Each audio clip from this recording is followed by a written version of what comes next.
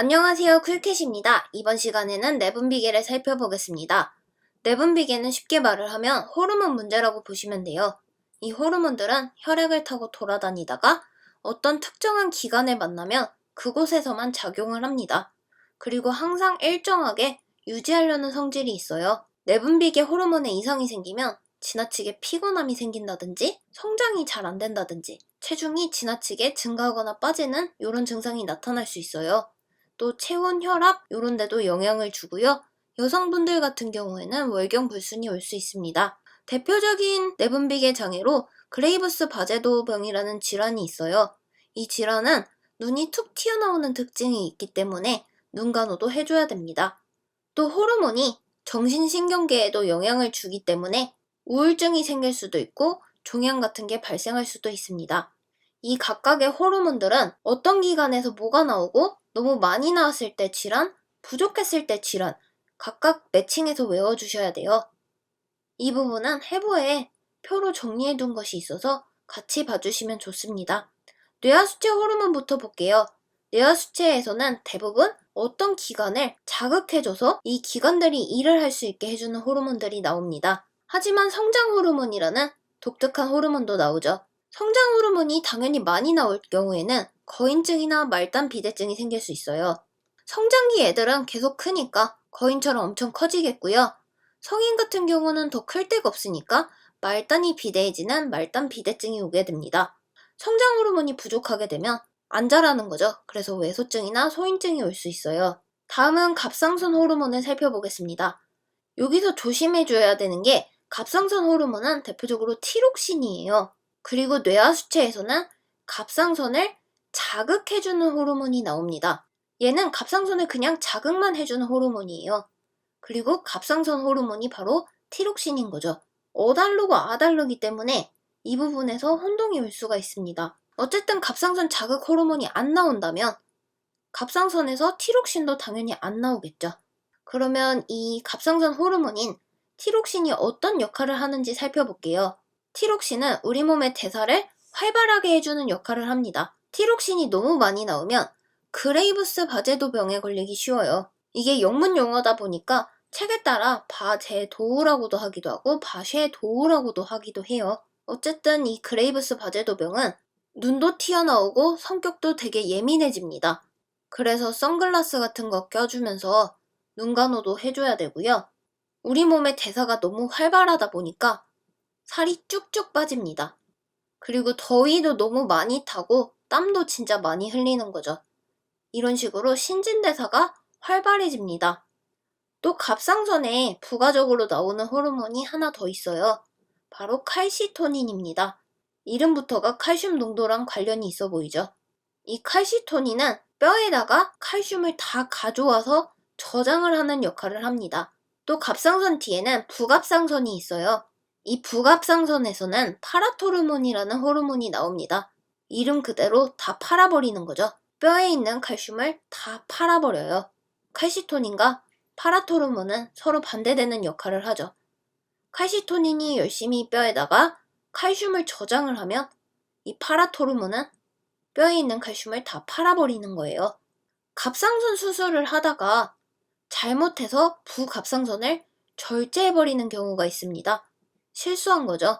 그럴 경우에는 부갑상선이 없기 때문에 파라토르몬이 안 나오게 됩니다. 파라토르몬이 안 나오면 어떻게 되겠어요? 뼈에 있는 칼슘을 안 팔겠죠. 그러니까 뼈에는 칼슘이 지켜지겠지만 혈액 내에도 어쨌든 칼슘이라는 애가 필요한데 파는 애가 없으니까 우리 몸의 칼슘 농도는 떨어지겠죠. 이 칼슘이 없다면 우리 몸의 근육이나 신경 조절 이런 게 안 됩니다. 이 파라토르몬도 중요한 역할을 해요. 그래서 갑상선 수술을 했다면 혹시 부갑상선이 같이 잘려나갔는지 확인을 해줘야 되고요. 또 갑상선 위치 자체가 목에 있잖아요. 그래서 잘못해서 후두를 건드는 경우가 있습니다. 이 후두신경 잘못 건드리면 말을 못해요. 수술 후에 말을 시켜봐서 후두신경이 살아있는지 확인을 해줘야 되는 거죠. 다음은 갑상선 기능이 저하돼서 티록신이 안 나왔을 때를 살펴볼게요. 얘가 신진대사 활발하게 해주는 애인데 안 나오면 어떻게 되겠어요? 신진대사가 저하되겠죠? 그러면 체중이 엄청나게 불고요. 추위에도 민감해지고 변비 생기고 땀 안 흘리는 대신에 되게 건조해지는 거죠. 요 위랑 반대된다고 보시면 돼요. 티록신이 부족하게 되면 아기일 때는 크레틴병이라고 하고 성인일 때는 점액수종에 걸리게 됩니다. 그래서 성인과 아기를 구분해서 봐줘야 돼요. 우리 아까 부갑상샘에서 파라토르몬이 나오는 거 봤어요. 이 파라토르몬은 뼈에 있는 칼슘을 다 팔아버리는 애라고 했습니다. 다 팔아서 우리 피로 보내줘요. 그래서 파라토르몬이 너무 많이 나오면 뼈에 있는 칼슘들 다 팔았으니까 없겠죠. 그러면 뼈가 약해지면서 뼈 손상도 잘 있게 되고 골절 같은 게 잘 올 수가 있습니다. 또 뼈에 있는 칼슘이 다 혈액으로 갔잖아요. 결석 같은 게 생겨가지고 요석증 같은 게 올 수가 있습니다. 다음은 파라토르몬이 안 나오는 경우죠.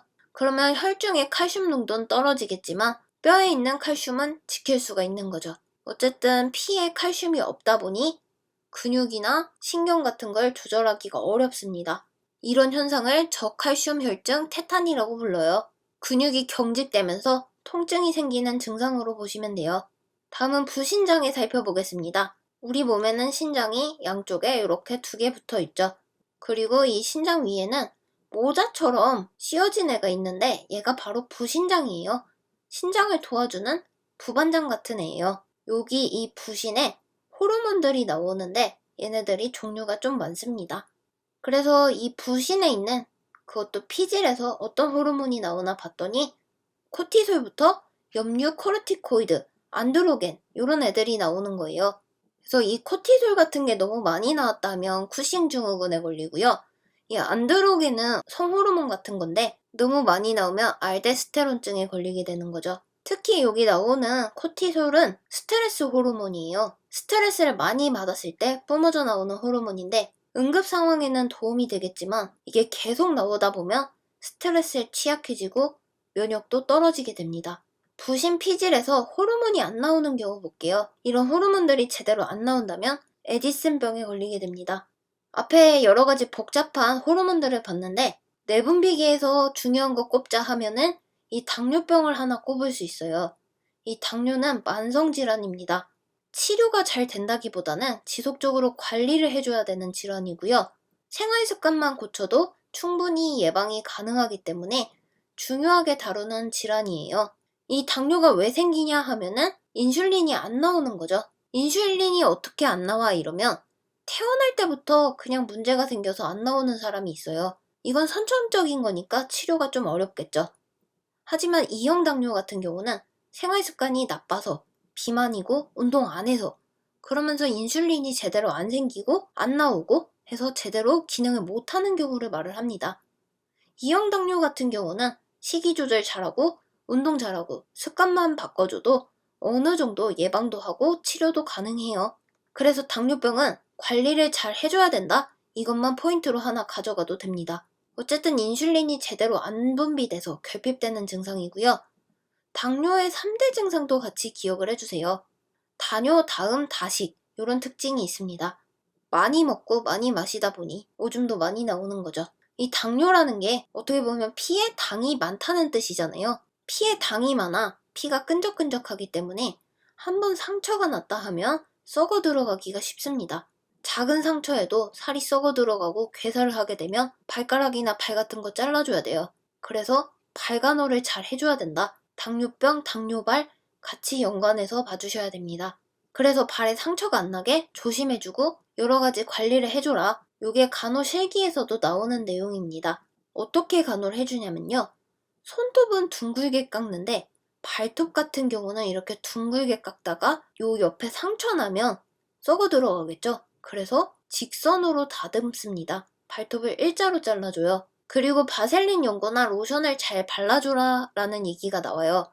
어떤 문제집에서는 더 세분화되게 나와가지고 부위까지 물어보는 문제가 있습니다. 이 바셀린 연고나 로션을 발라주는 이유는 발 뒤꿈치나 발등 이런 게 건조해서 까지다 보면 피나고 그게 상처잖아요. 그래서 썩어 들어가니까 보습을 해주려고 발라주는 건데 부위를 구분하다 보면 이유가 있어요. 발가락 사이에는 물기가 있으면 안 됩니다. 물기가 있을 경우 무좀이 생기잖아요. 그래서 로션 같은 거 발라주면 촉촉해지는 것까진 좋은데 무좀 생길 수가 있으니까 발가락 사이에서는 로션을 바르지 말라고 합니다. 필요하다면 오일이나 바셀린유를 발라주는 게 좋아요. 하지만 발등이나 뒤꿈치는 촉촉하게 보습을 해줘야 안 갈라지겠죠?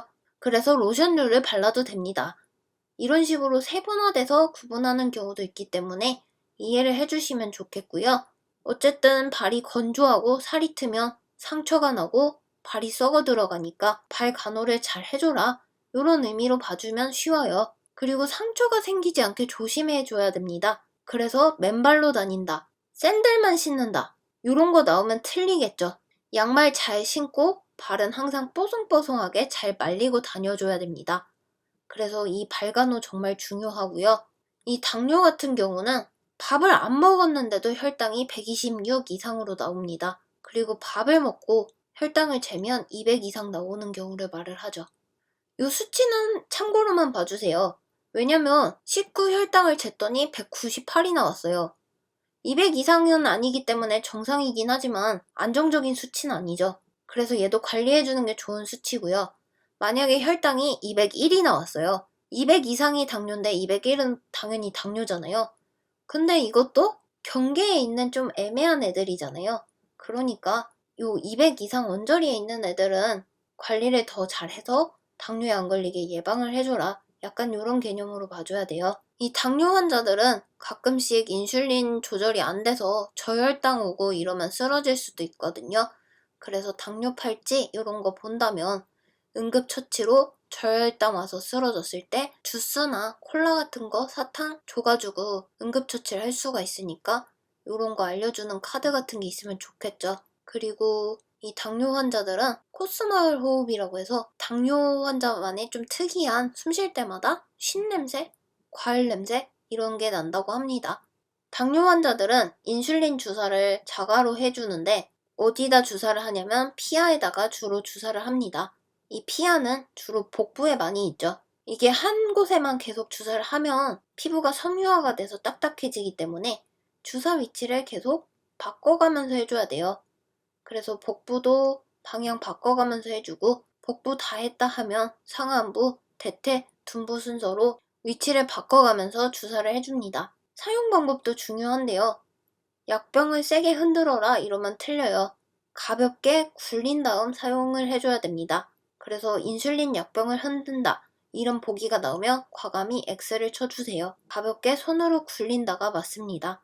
인슐린 주사는 사람마다 양이 조금씩 달라요. 그리고 인슐린 종류에 따라서 조금씩 나눠서 하거나 아니면 한 번에 오래 했다가 효과를 지속 끌고 가거나 이런 것들이 다 다르거든요. 그래서 반드시 의사한테 처방을 받고 담당 간호사한테 인슐린 종류나 부작용 같은 거 잘 확인을 받으면서 관리를 해줘야 됩니다. 당뇨 같은 경우는 식이요법이 무엇보다 중요해요.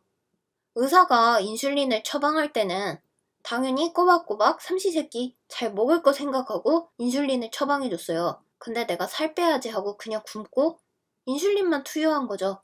그러면 저혈당에 빠지게 됩니다. 이 당뇨는 저혈당에 빠지는 것도 조심해줘야 돼요. 반드시 이 의사가 처방한 대로 맞춰서 식사 거르지 말고 관리해줘야 됩니다. 그래서 균형 잡힌 식사 정말 중요하고요. 또 운동도 중요해요. 특히 식사를 할 때는 섬유소가 풍부한 식사를 하는 게 도움이 됩니다. 대부분 당뇨 환자는 비만이 원인인 경우가 많아요. 지방을 줄여주는 식이를 해줍니다. 또 환자 체중이나 활동성 이런 거 고려해서 운동량도 적당히 해줘야겠죠. 너무 무리해서 운동을 하거나 혈당 떨어지면 그게 더 위험하니까요. 그래서 인슐린을 투여할 때는 갑자기 혈당이 훅 떨어지는 저혈당이 올 수 있기 때문에 항상 사탕이나 주스 같은 거 지참해서 순간 당을 끌어올릴 수 있게 도와주는 게 좋겠죠. 특히 이 당뇨 같은 경우는 성인 간호부터 정말 골고루 나올 수 있는 문제이기 때문에 전체적으로 한번 봐주시면 도움이 많이 될 거예요.